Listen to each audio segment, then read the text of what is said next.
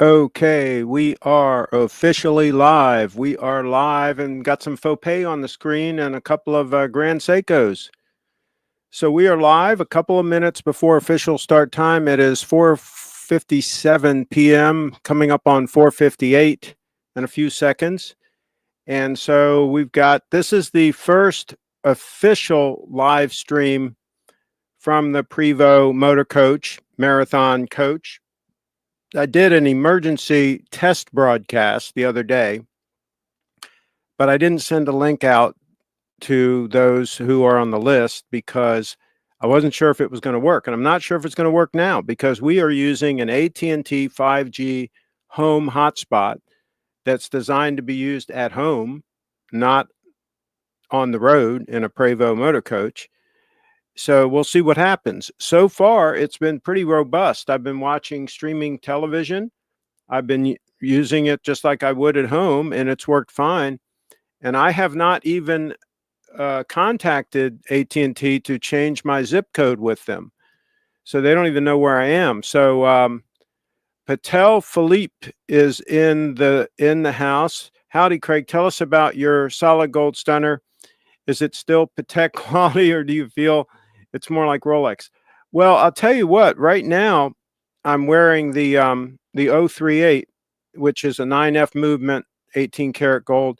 I love this watch. It's so comfortable. It's smaller than the 002. This is about 35.5 millimeters, but it's so comfortable. This has become like my beater watch. I was working on the coach the other day, tearing some things out, and in one of the bays, there was an old obsolete television, and I was tearing all that stuff out to free up space. And I'm wearing this, I'm like banging it around and stuff. And a friend of mine was helping me, and he says, "Oh, don't you want to take your watch off?" And I said, "No, I don't take my watch off. I mean, if it gets a little ding here and there, it gets a little ding here and there." And this one has some dings, but it looks stunning. It's stunning. A solid gold watch, unlike a steel watch, the more use it gets, the better it looks. The better it looks. Whereas a steel watch that's all scratched up, it just looks like an old steel watch that's scratched up. Solid 18 karat gold, yellow gold watch, by the way, that's banged up. It just has character. It just looks great. It's just fantastic. So I've been doing some upgrades on the coach. He had, like I said, he had obsolete TVs. He had one in the salon area, one in the bedroom, and one down in the bay outside for people watching outside, I guess. And so I upgraded the one in the rear bedroom. Let me see if I can add this. Yeah, there we go. So this is the one in the back.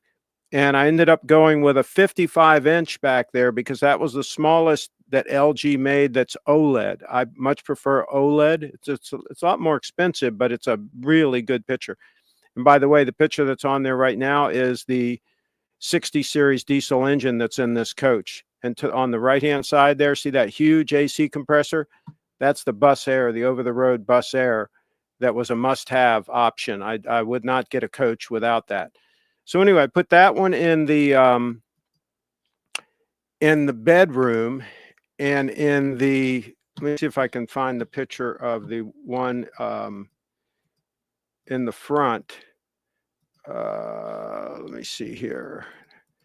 Bear with me a second here. I know I have a picture of it. Here we go. Okay, so let me show you this one. This is the one in the front. And in the front, I went with a 43-inch. And there's still plenty of room for me to get in the cockpit and drive the coach, plenty of room. And the mount that I ended up using can be lowered. You pull that little ring there and you can lower it like 14 inches. But I've found that just watching it in that position is fine when I'm in the living room area. So it's a piece of cake. Oh, Kyle's going to be joining the show. Let me put the link in the chat just so he has it handy to come in as a guest. So yeah, so that one worked out good. I upgraded that one with the smart TV, and I'm really pleased with the way they both came out. The next thing I'm going to add is surround sound system. I will definitely be able to add it really easily in the bedroom, but in the living room area, it's tricky because if you look here, there's not that much room to put it up here, the sound bar, and then you can put the subwoofer anywhere, and the rear speakers in the back. That's fine. That's no problem. But where I'm going to put the sound bar, I can't put it underneath the TV because that will not be enough room. I'd hit my head on it, getting in and out of here.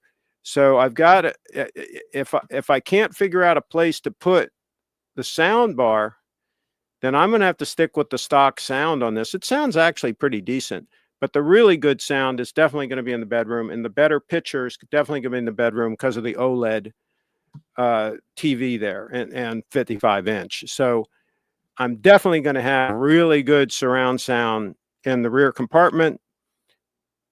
Questionable as to whether or not I'll be able to put it in the salon area. So we'll see. Let's see here.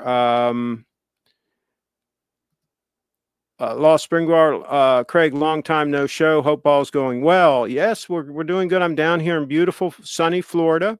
We had a few rainy days, but it's been beautiful. And I think it was cold up north. Okay, so do you have solar and Starlink? Okay, so I don't have solar power yet on the coach. I may add it at some point, and I do not have Starlink.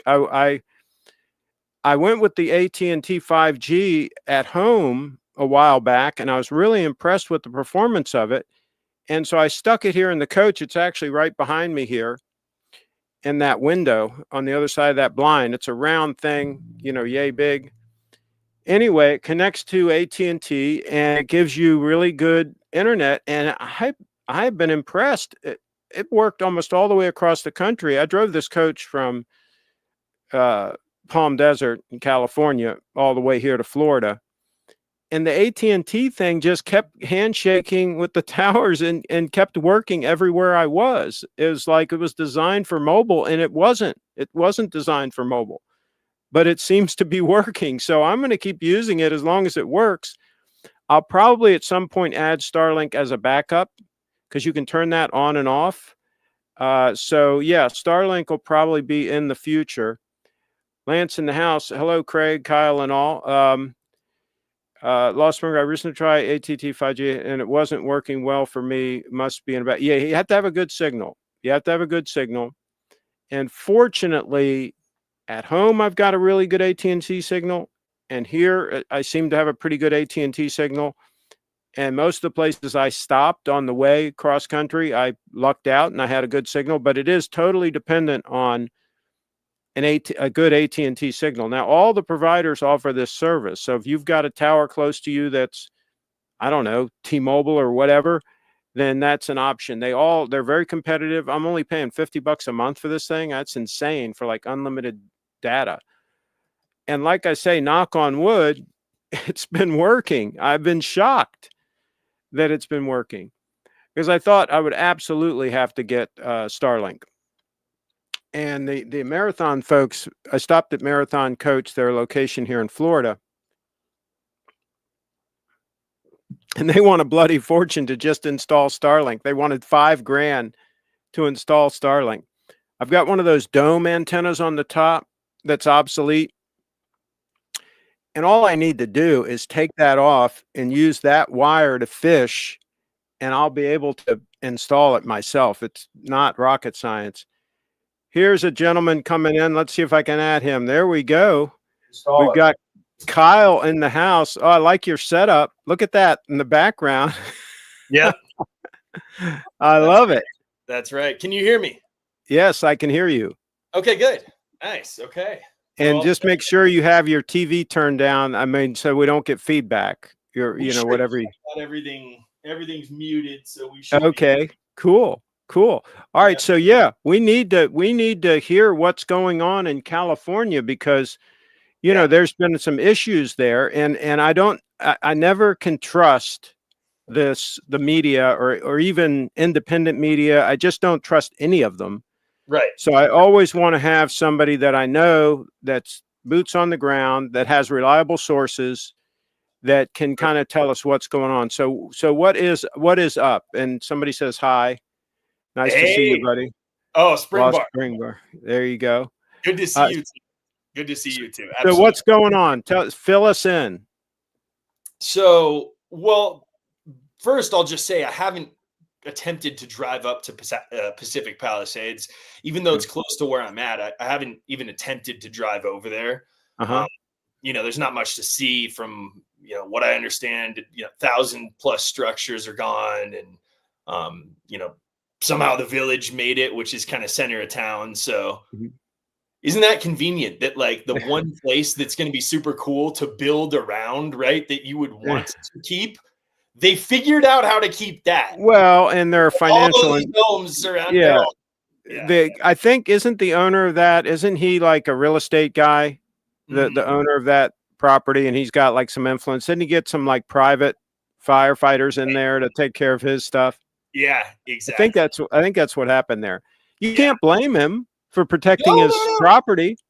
No, I'm not blaming him. Yeah. I'm not blaming him. I'm just saying. saying. So, okay. So a whole bunch, I saw a video earlier of somebody driving up Sunset Boulevard, and, there was a whole bunch of stuff burned along there. I mean, it was a mess. I mean, growing up here, I lived there in the past years and years ago, but I did live there at one point, and we never would have considered this to have been even remotely possible. So to see something like this is in other words, the fires usually didn't reach that far, is what you're saying. They burned further places further out.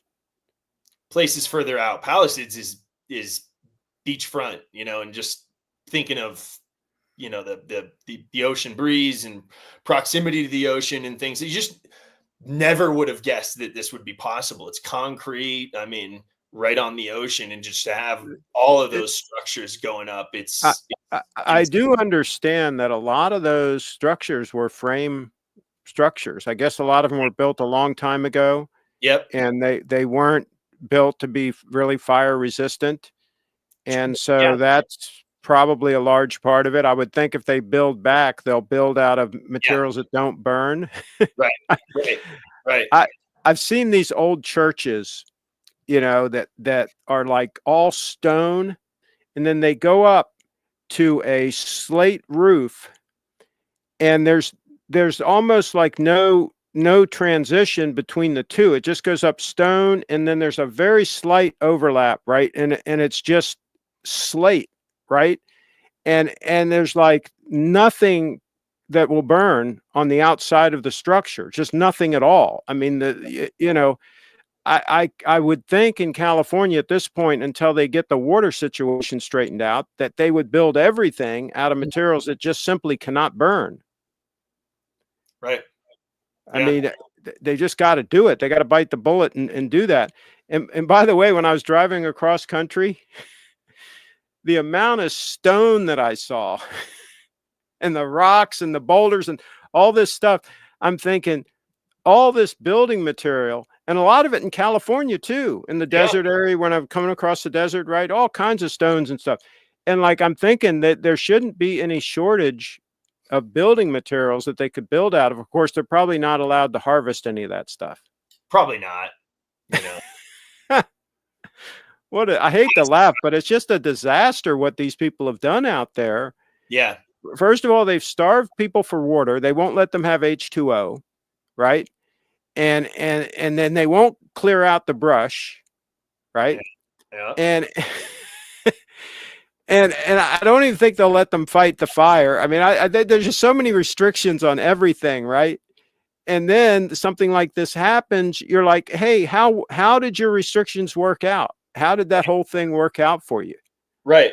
I know. It's the epitome of insanity. Okay, what else is going on there? I mean, is there anything positive out of all this? I don't know. I mean, well, I'm still here. I'm still standing. You're doing okay. Yeah. Shoot, I'm doing okay. Yeah. I mean, I gotta be thankful for every day. I went on a long trip, so I was gone for 3 months or something. I left in beginning of October, and I'd been working in North Carolina. I think I told you that I was in the Outer Banks there for 2 months. I was hopeful that you would come by. Oh, but, yeah. But corner or anything. So yeah.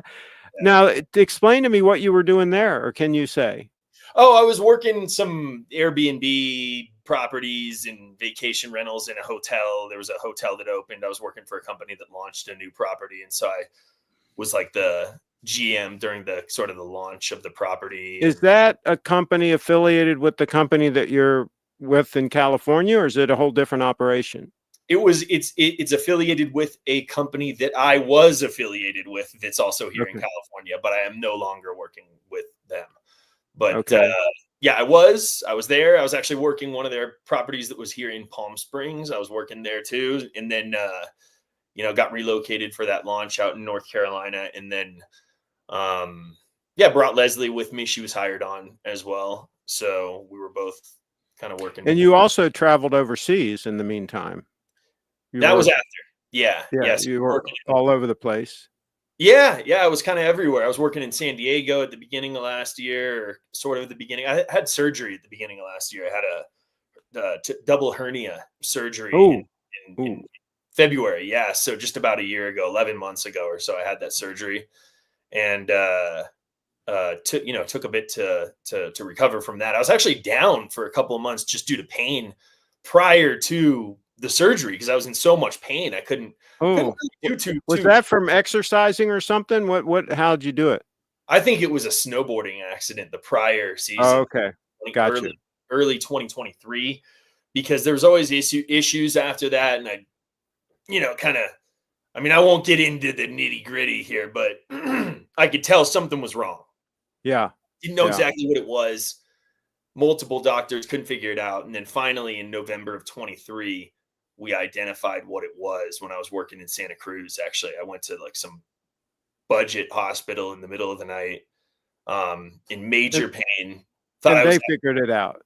And they figured it out. It was like not the place that you would want to go to, but I called my provider and I was kind of out of network. And so they're like, this is the place that we have in the area.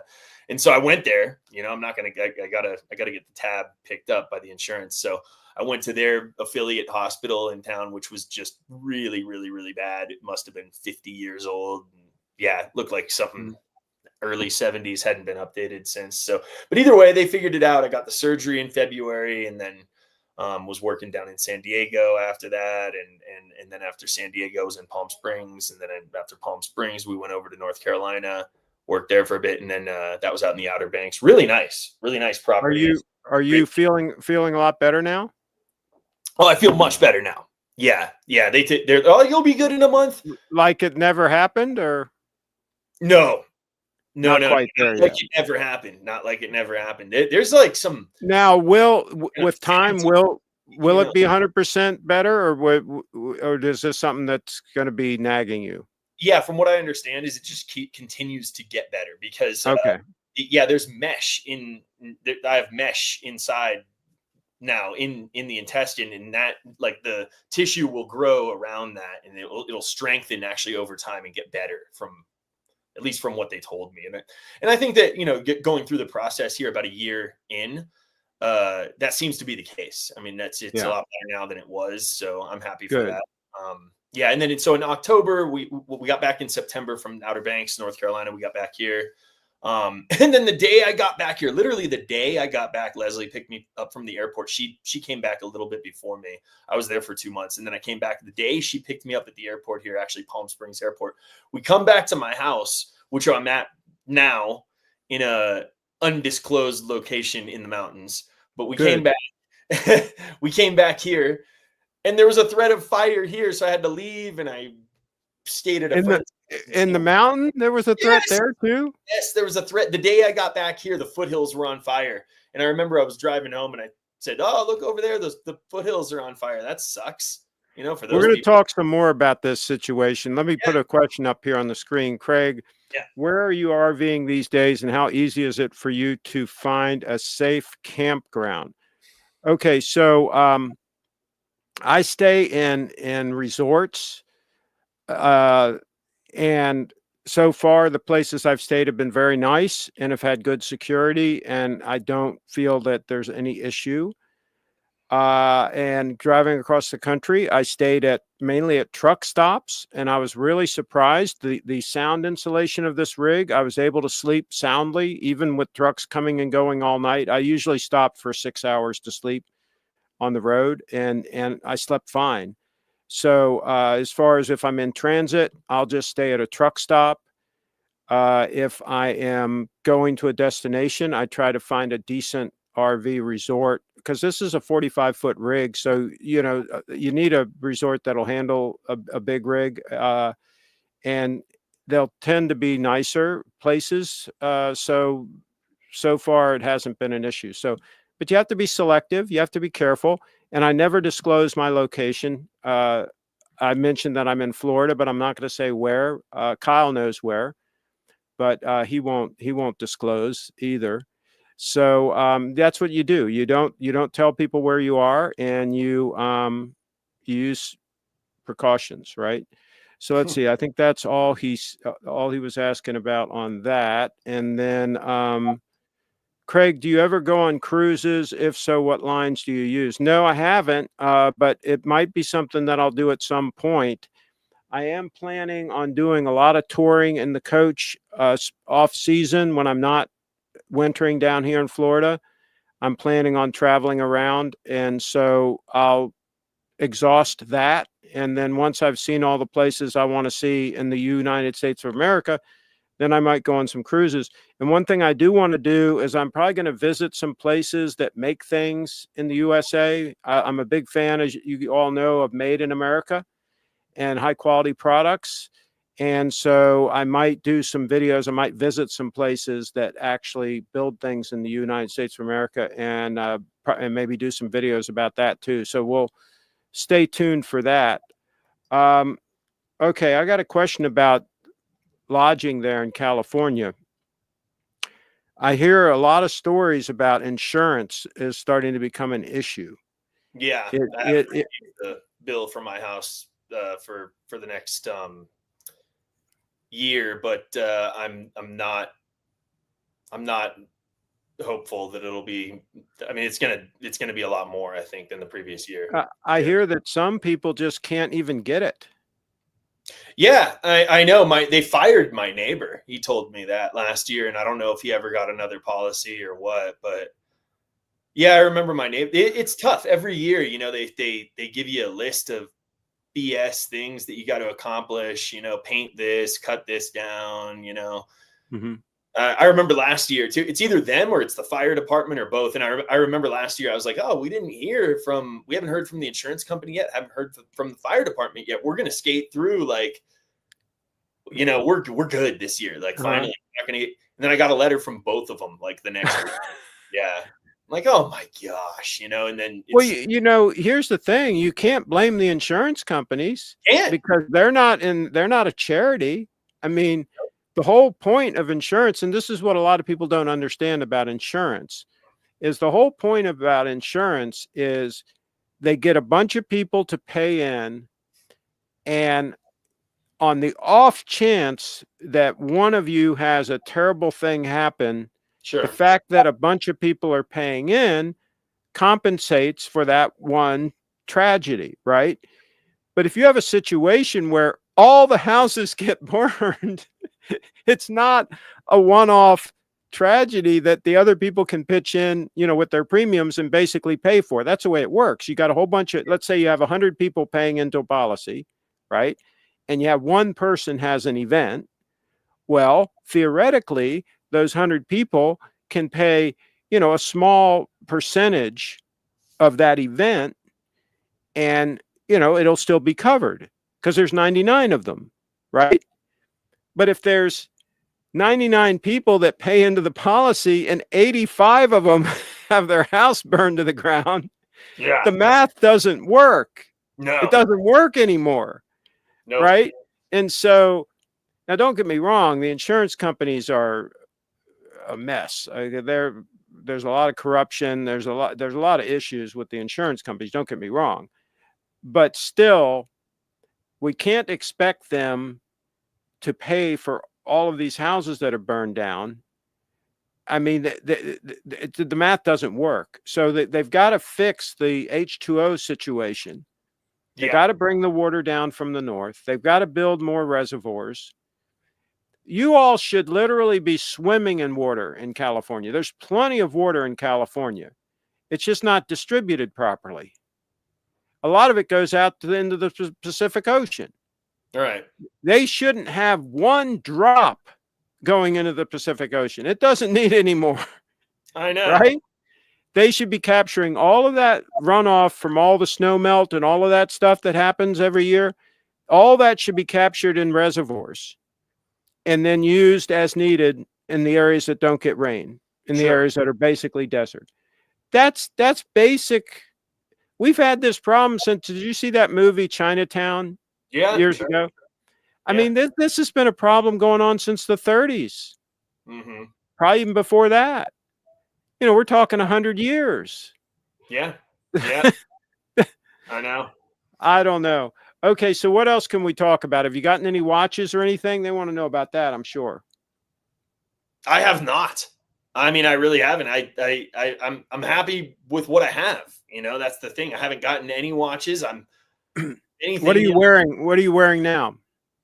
My Submariner. That's what's on your wrist right now? Yeah. Okay. Yep. On wrist right now. Do you wear it? Do you wear it most of the time? I wear it all the time. Yeah. Yeah. Basically all the time. I think, you know, the Air King could make a comeback and get back into sort of a daily rotation. Maybe I go between the two, but I am thinking I want to buy another bracelet for it. So there's sort of that. I do want to get now. What's wrong with the bracelet? You had it fixed, right? You had it serviced. Didn't they service the bracelet? I did. Yeah, I did. I had it serviced, had it all fixed up. And then I don't know. I just wear the Submariner. That's just what I gravitate towards. I just have it. And you know, it's by the bedside. That's what I grab. It's pretty much what I've been wearing, especially, you know, when I went on my trip too. I wanted to take this. It's durable. It's newer. And so I brought this on the trip that I went on. And you can't break the watch. I mean, it's designed for heavy duty use. Okay. Exactly. So we got a question. Is it true what we read here in the UK that the reservoirs are empty and hydrants are not repaired, replaced in high risk areas? There's Leslie. Yep. Yeah, we need Leslie on screen. We got to get the ratings up here a little bit. Right. That's true. Yeah. Okay, so what's going on with the reservoirs and the hydrants? Was that all BS, or did that actually happen? Actually happened. Yeah. So the firefighters are hooking up to the hydrants, and there's no H2O coming out. Nothing to tap into. Yeah, that's what I hear. Yeah. And we've been under something that's called PSP, right? It's PSP. Oh yeah, they're doing like power outages up here in the mountains due to wind because of wind, you know. So they my God. Yeah. So our power has been coming like on and off, like, on and off. Most of the week it's been off. Yeah, most of the week it was off. Yep. You know what we're talking about right now, all this that we're talking about. Crazy. This is the reason why I bought the coach. Yeah. Is because I've come to the conclusion that there's no one place to be all the time that's ideal. Yeah. There are places that it's good to be for 2 or 3 or 4 months. And there's places where you just don't want to be actually at all. Yeah. But there are places that you might want to be for a while, and then something might happen to where, you know, it's no longer a good place to be. Right. So I just need to be mobile. I've just decided I need to be mobile. Thanks. And that way, you know, I can. That's a great call, Craig. I can just go wherever. Yeah. Because, you know, around Nashville and those areas and all, they get tornadoes. I mean, down in Oklahoma and all those areas, they get tornadoes certain times of the year. Up in Maryland, it's too cold in the winter. Down here in Florida, it's too hot in the summer. In California, you've got your fire season, right? I mean, so all these places have different times of the year. that you don't want to be there. Right. Totally. Yeah, I I know. just came to, and I also came to the conclusion that 2 places are not enough. Like if you were going to try to have a place in Florida and then a place somewhere else, Yep. where's that somewhere else? And is it going to balance out to where both places are ideal during a given time? Florida is ideal from November to April. Right. Okay. It's beautiful here in Sarasota from November to April. Right. After that, it's no good. And before that, it's no good. Okay. You got Right. hurricane season in October and all that, and it's hot and humid and it's terrible.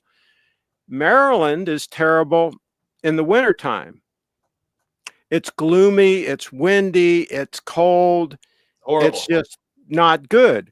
In the fall, in like October, it's beautiful, right?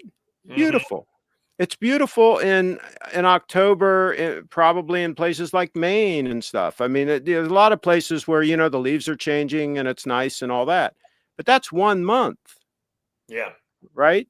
You Yep. wouldn't be able to have a place there for 6 months. No. It's not going to work. No way. It's not going to be nice for 6 months straight. You see? Well, this is the conclusion that I've come to as well. You know, you got to move around. You Yeah. gotta be able to move around. And I think your coach is the perfect solution to that, at least while you're, you know, here stateside. Exactly. Yeah. You have to be stateside. Yeah. Now, I talked to these guys that have coaches. See, where I bought this from, it's a coach resort. You had to have a coach to be in there. Okay. And all of them had coach houses, you know, like little cottages. Yep. Right.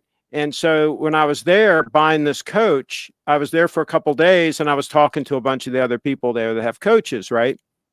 Mm-hmm. And this one guy said that he goes down to Mexico. And I guess what they do is there's probably several of them go together and they have security with them or something. I don't know how they handle that. But when they get to the resort, it like overlooks the water and it's a beautiful resort. And they have people do things to their coaches while they're down there. And it's like dirt cheap.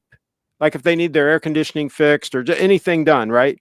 Mm-hmm. And the way the whole resort is run is you get to the resort, you set up, and it's real nice. And then a guy comes around to your coach and he asks you for the list of the things you need done. And some of the guys have all around paint jobs done. They have the whole coach painted. Wow. For like a fraction of what it costs in the US. And he says, and this guy was telling me, he says, they can use paint down there that we're not even allowed to use. Right. That's much better. Sure. Right. It holds up much better. It's like old school. Right. And so, and this one guy, like this rig here, has 3 cruise air conditioner units. It has one in the front, one in the kitchen area, and one in the bedroom. And they're usually for marine, for boats, cruise air units. And so he had one of his cruise air units wasn't working right. So the guy down there in Mexico, literally, he said, worked on it all day. The guy like went in and took it apart and serviced everything and fixed the leak or whatever, you know, put it all back together, literally worked on it all day. And he paid him $200. Oh my God.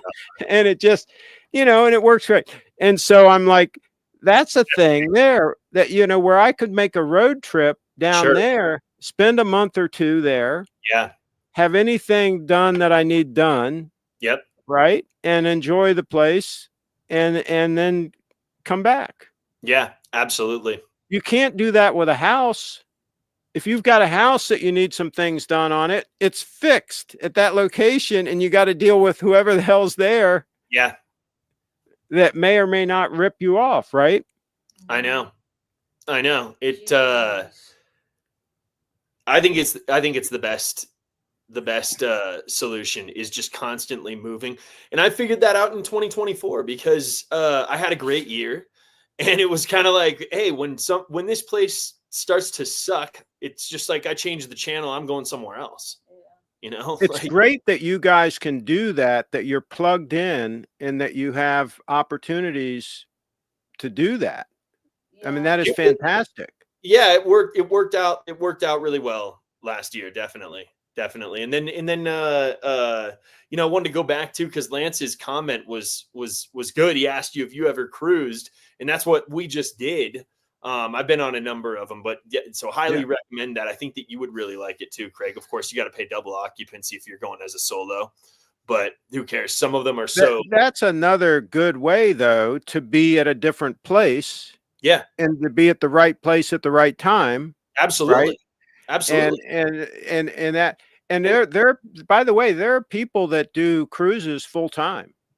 Sure. Oh, yeah. No, number of people do it. That's all they do is cruises. Yeah. I mean, they're fully inclusive, or sort of. I mean, so if you're going to drink a lot, then you got to pay for booze and whatever. But I wasn't drinking that much, so I don't buy the alcohol package. It's expensive. But so, I mean, some of the cruises are like comparable in price to an airline ticket to a similar location, but we're talking multiple days. So like Leslie and I last year, we did a trans-Pacific and a transatlantic. We did both.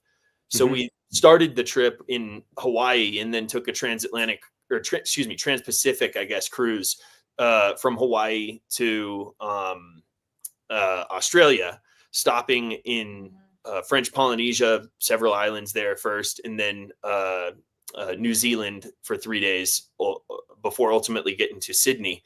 And so I think that cruise was like $1,800 a person. And it was 18 days, and you're going. You can't fly for that. You could be. I mean, you might be able to get there for $1,000, for if you're looking LA to like Sydney or something, maybe $1,000. I don't know. And I flew to Hawaii we got our tickets to Hawaii for $150. So it's not even like it's nothing. Like just flew to Hawaii, $150. We stayed there for a day, boarded the cruise, 18 days, got down to Sydney. And then from there, we just kept on going around the world until we got all the way back to. So let me ask you a question. When you went from Hawaii to Sydney, did you stop at some islands along the way? Yeah. Were there some? Yeah, we stopped at three islands in like the Tahitian islands. So were they pretty cool? Pretty cool places? Oh, beautiful, beautiful places. Yeah, great, wonderful places. Places that also too. I mean, you gotta think, like if you were to like fly into Tahiti, that's not a cheap flight. No. These are also places that you're not gonna. They're hard to get to. They're hard to get to. You might only get to them on a cruise. And when we did the transatlantic cruise, that was towards the end of the trip. That one was in December. We boarded the ship on Thanksgiving. Actually, it was 17 days. So most of it was in December. That one of the last stops was in Bermuda.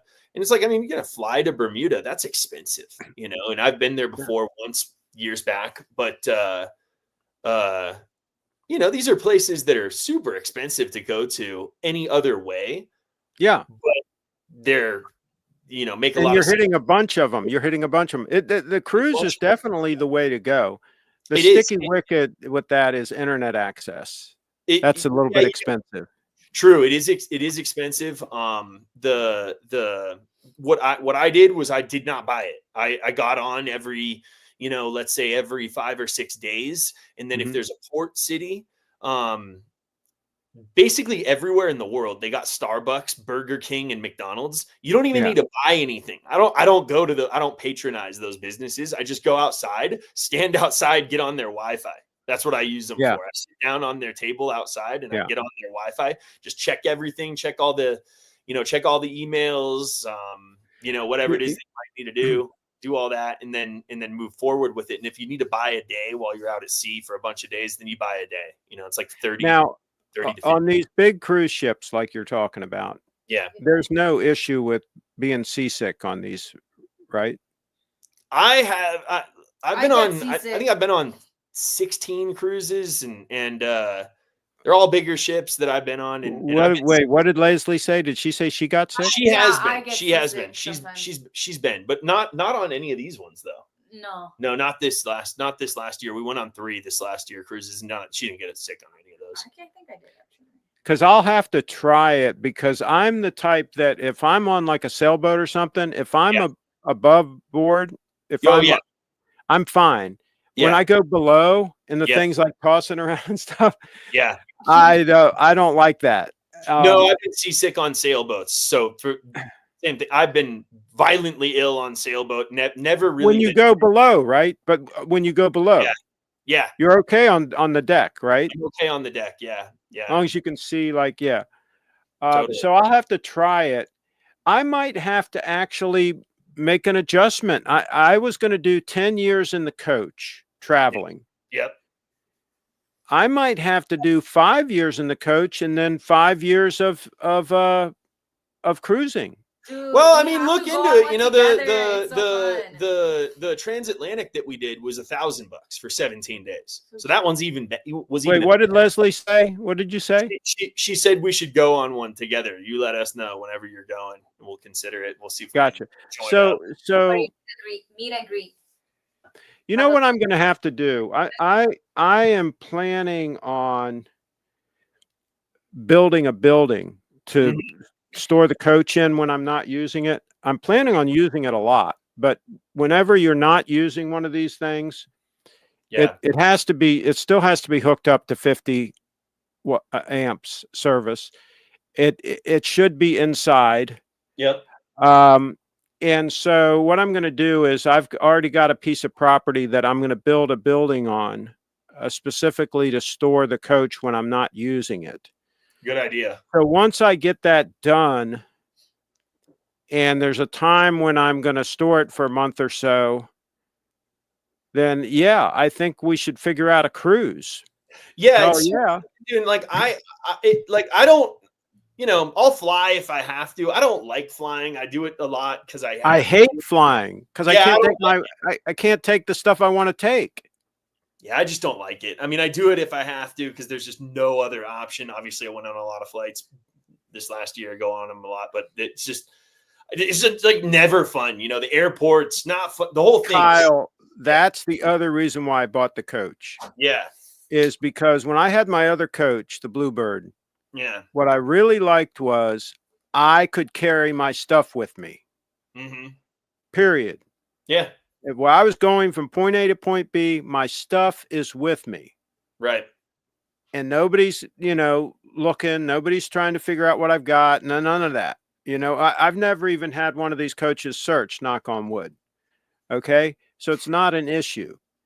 And so I like to be able to take my stuff with me when I travel. Yeah. But if you're going on an airplane, no way. No, yeah. I can't even take my Sabenza, right? I mean, and of course, more lethal stuff, forget about it.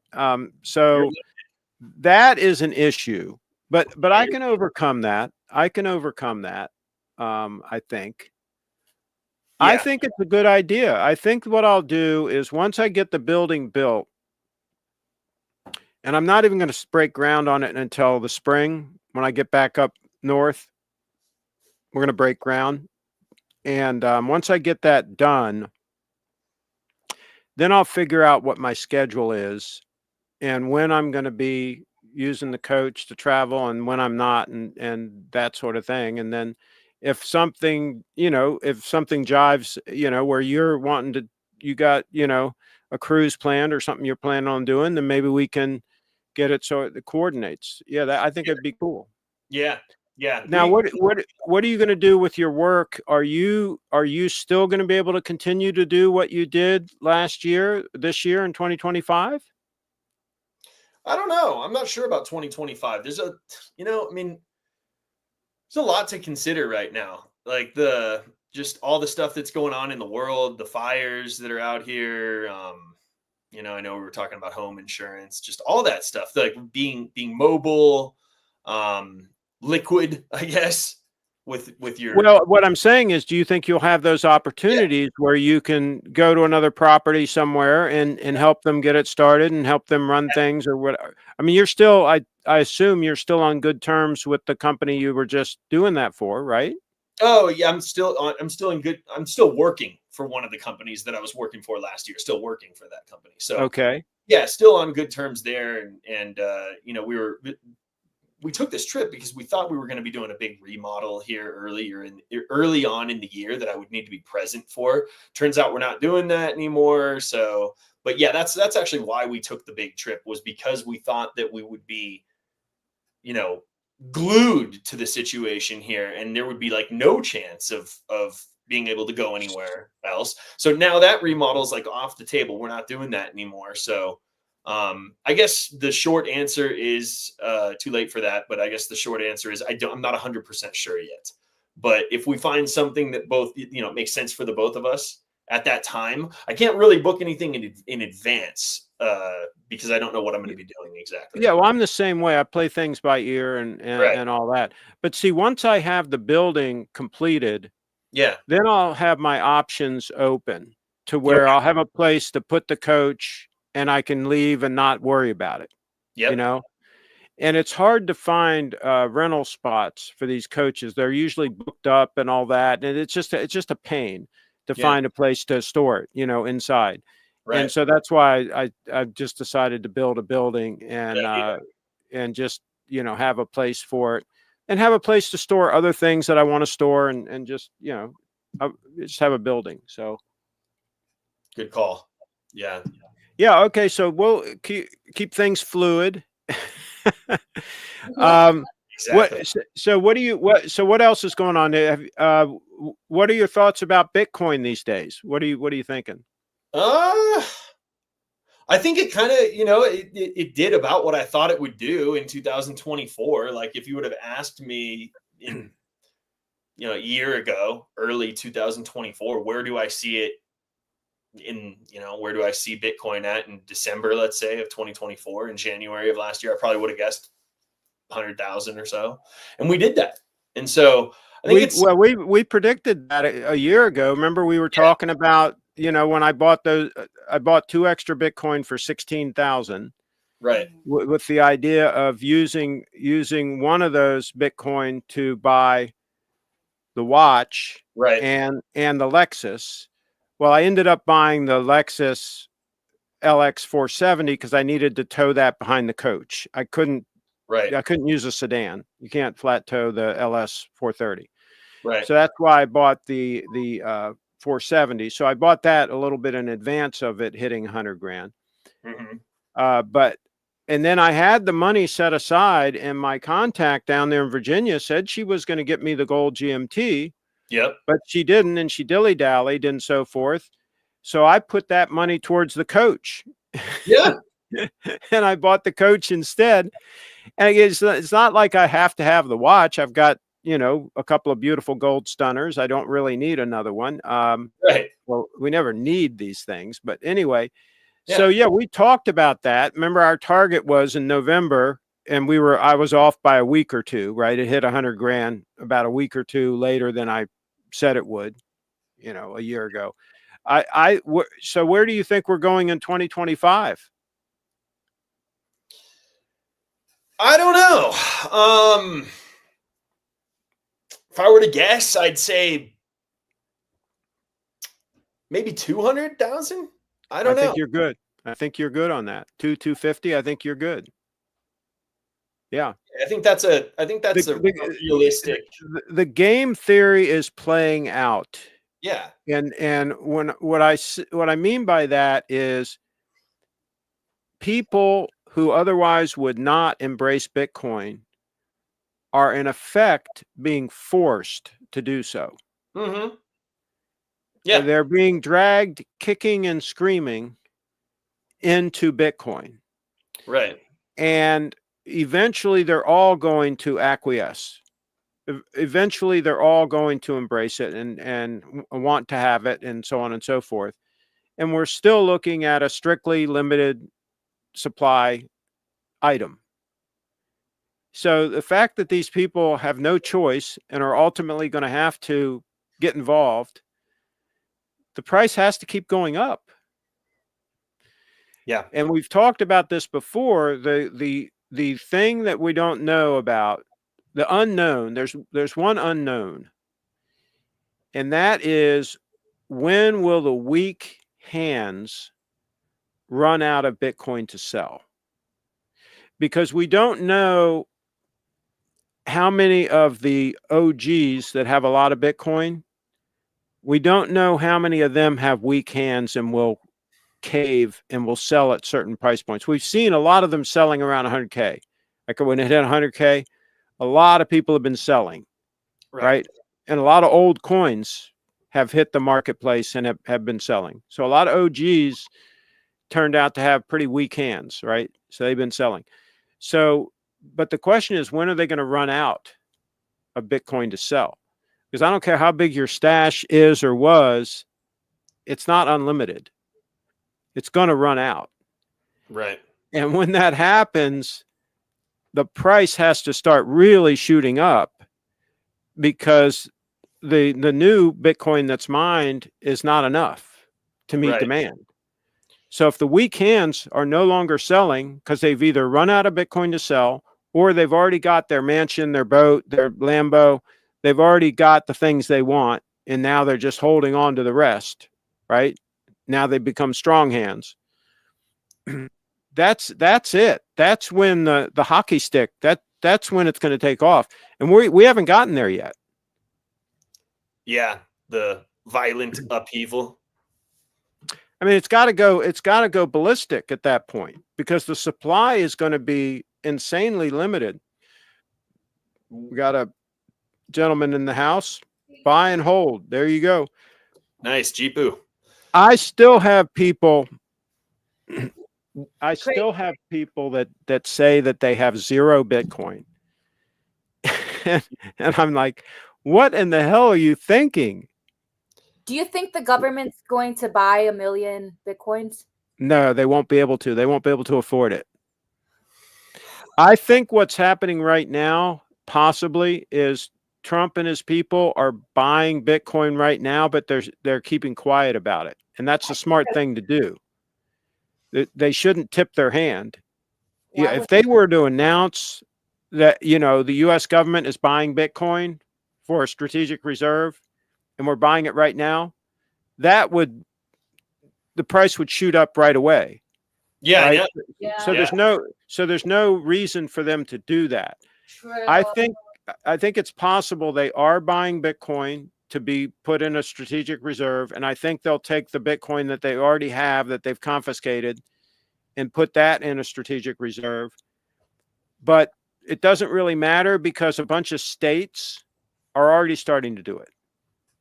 Yeah. Right. Remember, there's 50 states. I think 10 or 15 of them are already talking about doing it. So again, this is the game theory, right? If some of them start doing it and it's very successful, the rest have to follow. Okay? They've got no choice. Don't forget about the 51st state now, Canada. I think it'd be hilarious if and I'll tell you, I think Greenland's going to go first because Greenland, a lot of those people want to be part of the U.S. A lot of the people that live there, they want to be part of the U.S. Anything's possible at this point. And the Danes, they already said they were stupid. They said that the only way that we would let Greenland go is if they wanted their independence. Mm. That's a stupid thing to say because now the Greenlanders know if a majority of them want to break away, that they can do that. Do it. Yep. And they've got no benefit of being a satellite, they're not getting anything out of that arrangement, right? Whereas with the U.S., if they become part of the U.S., they'll get a lot out of that. We'll go there and develop things and they'll make a lot of money. There's a lot of money on the table. I think what Trump should do is he should offer them each 1 Bitcoin as part of the deal. There's only 50,000 of them, right? And he's already got 200,000 Bitcoin. What he should do is he should say, listen, if you all will secede and join and become part of the United States, you will each get 1 Bitcoin. Yeah. Why don't you all suggest that? Suggest that to Trump. It's not a bad idea. I mean, shoot, I'd go for it if I were the people. Why not? That's their only shot at getting a Bitcoin. How else are they going to get a Bitcoin? Well, at these prices, you're not if you're them. You know, if Most you're not people already, you're not getting in. Most people on the planet right now at this point, one Bitcoin is out of reach. Sure. Absolutely. And we've talked about this. It's funny because Brett and I were talking about this the other day. We can go back. That's the beauty of the shows. That's the beauty of your channel, is we can go back to 2000 and whatever, 19 or 20, 21, all of those years, and rewatch the live streams from those years and see what the price was at that time, whether it was $5,000 or $10,000. See what our predictions. Literally everything was right on. Like, all right.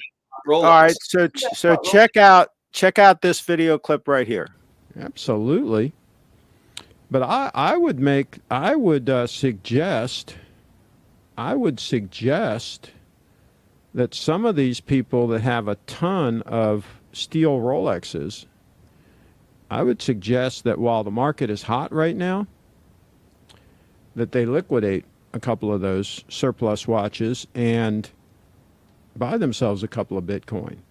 And I don't give financial advice, but I would do that. I think that would be a good move, an absolute good move. So that was when Bitcoin was 4,000.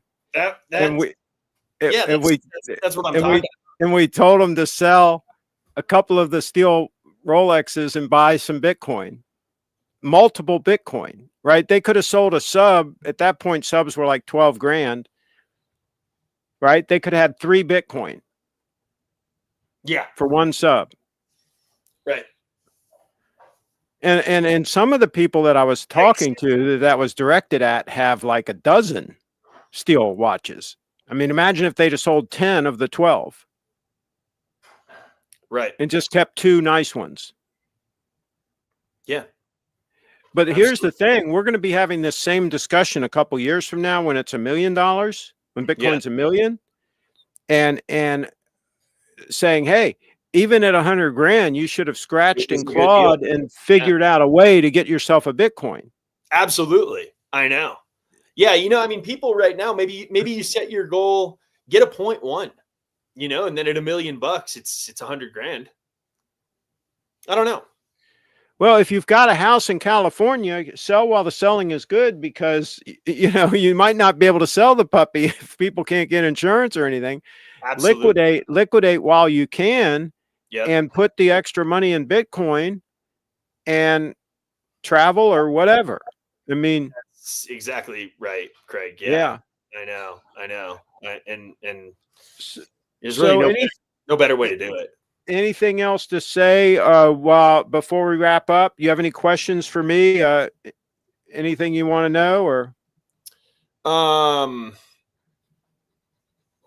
I think you answered most of them already. So you're going to be there for the next several months, and then we're figuring out the building, the long-term storage or the off-season storage for the rig, and then how's the insurance on that? Oh yeah, how does insurance work on that guy? On the coach? Yeah, I'm paying $2,400 a year. Okay, it's not bad. It's good. Yeah, that's good. Full coverage. Yeah. It's not bad. No, it's not bad. Not bad at all. I mean, you got to have insurance, because sometimes these things do catch on fire or whatever. You know, things can happen. So you got to have it. You got to have.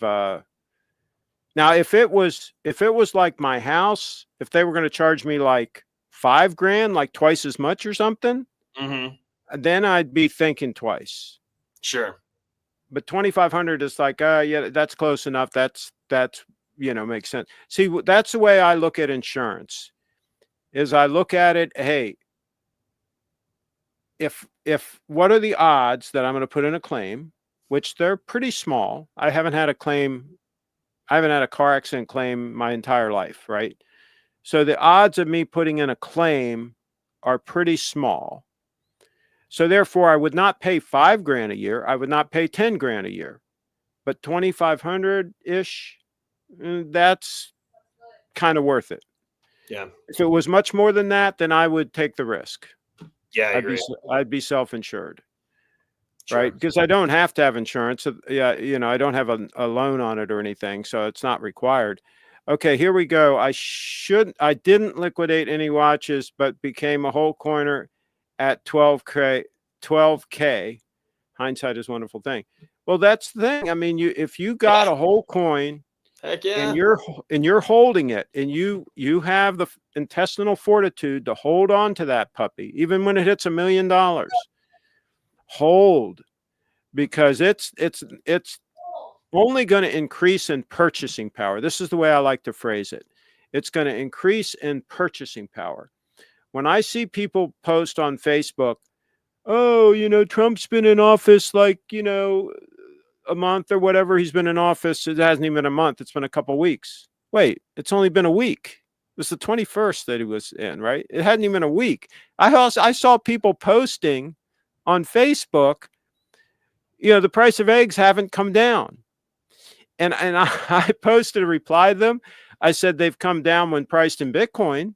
Everything's come down when priced in Bitcoin. All you have to do is switch your thinking to everything being priced in Satoshis, and everything gets cheaper. Like this computer that we're streaming on right now, not the ones behind me. The ones that this laptop right here was like 1 million Satoshis. Yeah. Yeah. I mean, like 10 million, 10 years ago, it would have been 100 million. Correct. Yeah. So if you just have everything in your life priced in Satoshis, everything this year is cheaper than it was last year. It's actually half the price. It's more or less half the price. Everything keeps going down in price in Satoshis. When you live your life in Bitcoin, life becomes deflationary. Everybody should just jump in now and start thinking of everything priced in Satoshis. I will never benefit from the investment. I remember the streams from way back. It is for my 2 children to enjoy. Well, yeah, but that's a benefit, to be able to leave something to your progeny, I guess they say. That's a benefit. That's an absolute benefit. I think I'm going to burn my keys.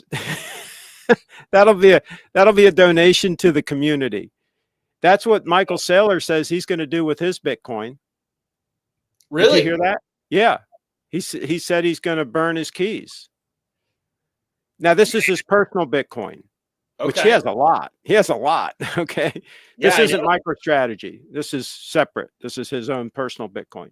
I think he's got like 20,000 or something. He's got a lot. He says he's going to, he announced in the beginning when he first started buying Bitcoin for MicroStrategy, he disclosed how much he had personally because it was a conflict of interest for him not to, right? He had to disclose that he already had some, right? And so he said how much he had. I think at that point he had like 11,000 or something or whatever. But ever since then, and this was years ago, this was 4 years ago or whatever. Ever since then, he hasn't said how much he has because he doesn't have to. So nobody knows how much he has personally right now.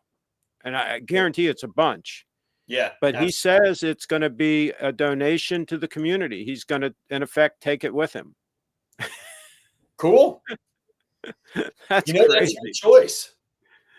Yeah. That's the beauty of Bitcoin is you can do that. No other asset can you take with you. Right. Yeah, you can. Yep. Absolutely. So, like those 7,000 coins that are on that guy's hard drive in some landfill in UK. Yeah. That's it. That's gone. Those are gone, Yeah. It's funny. All right. Well, we're going to let you all go. Thanks for checking in and getting us up to date on everything going on in the West out there. Yeah. I enjoyed my trip out there. The wind was crazy in Oklahoma and Texas. No wonder they built all those windmills. For miles and miles, I'm seeing those windmills, right? Miles and miles of them. Of course, a lot of them were broken. They weren't turning. They freeze up, right? That huge bearing in there, they freeze up. And then it cost a bloody fortune to fix them, right? Yeah. They didn't explain that to the people when they were buying them, right? And the size is like you can't understand this until you're there. They are enormous. I saw a semi truck. Yeah. With one of those blades on it. and it was an extended, oversized load type deal. Yeah. Where it was a lot longer than like a 53-foot, a truck usually has a 53-foot body on the back, right? Yeah. Yeah. This was probably 20 feet longer than that. Yeah. So it's probably 75 feet long. And that's just one of the 3 blades. Exactly. And that actually sounds short to me. I wouldn't even be surprised if that was a portion of it or something. I don't It's know. possible. These things are huge. Yeah, I couldn't believe it when I saw them in person. And The the other thing, insane. the other thing I couldn't believe, Kyle, is when I saw the solar panel farms. Yeah, I'm driving along and there's this one mountain along Interstate 10 there. Yeah. And the mountain's like 10 or 15 miles away, right? And at the base of the mountain, you can see all of this black. Right. Right? Like a sea of black. Yeah. And it's all solar panels. Right. And I turned off the road to drive down there and take a look and get a picture. And that's how I know it was like 10 or 15 miles away, because I drove like 10 miles and it was still a long way away. Yeah. And I'm like, man, I don't have all day here, right? to go take pictures of these things. Right? So I took a picture from further away. But I'm like, I had no idea how far away they were, right? And how many of them there were. They just go for miles and miles, and they're big solar panels, right? Yeah. And then there's tons of them. I mean, who's the guy that dusts those things off? I mean, it's just insanity. Okay, we've got somebody here. We're going to wrap up, but I'll answer these 2 more questions. Jeepu, let's see. What's your watch rotation like these days? I'm wearing the 038 a lot, and I wear the 231. So I wear, and occasionally I wear the 002. But I love this 038. I love it. You still have the titanium piece? Yes. Okay, that answered that question. Wrap this puppy up. All right, we're going to wrap it up. Thanks for coming in. Yep. We got to do it again, too. Yes, we'll have to do it again. I might try to do Sunday broadcasts. At 5. Yeah, it works for me. Because that way, if we get in the habit of doing them regularly, people can maybe try to tune in. Yeah, we should do it. Sunday's a good day for me. I don't. Yeah, and it works. It generally works for me. So I'll try to do it. It won't be every Sunday, but I'll try to do it whenever I can. Do a broadcast, a Sunday broadcast. Thanks everybody for tuning in, and like, comment, and share. If you haven't already done that, hey, like, comment, and share, because otherwise YouTube won't push this out to anybody. So thanks for watching, everybody. And again, thanks for stopping in, Kyle. Absolutely. Thank you. We'll see you next time. We are wrapping this